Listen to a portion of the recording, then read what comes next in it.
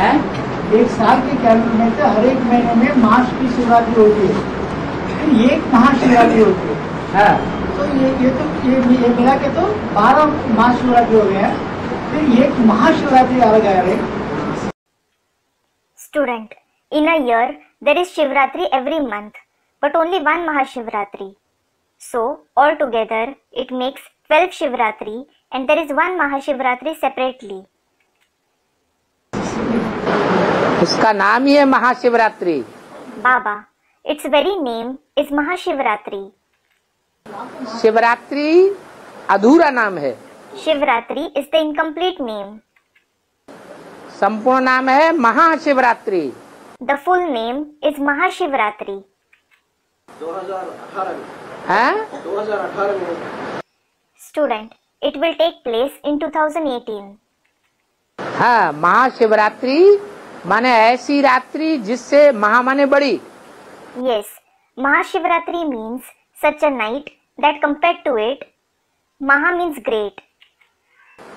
जिससे बड़ी कोई रात्रि होती ही नहीं। There is no night greater than it. सब अंधेरे में था।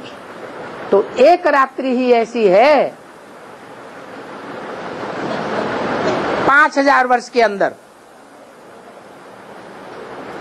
जहाँ 700 करोड़ आत्माएं अंधेरे में होंगी।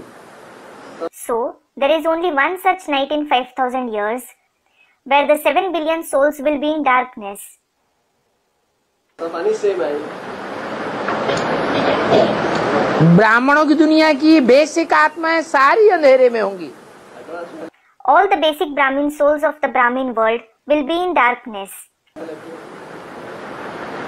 एडवांस वाली भी आत्माएं, ब्राह्मण आत्माएं सारी ही अंधेरे में आ जाएंगी। And all the advanced Brahmin souls will come in darkness.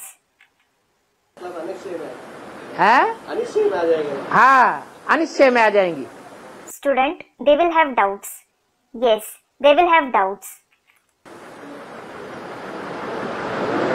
तब एक सूर्य प्रत्यक्ष होगा। It is then that the one sun will get revealed.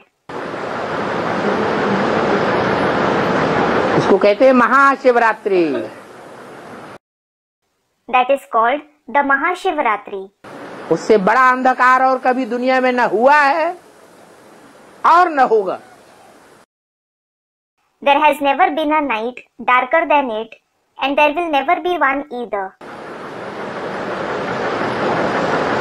फिर पहले पहले जरूर कोई आत्मा है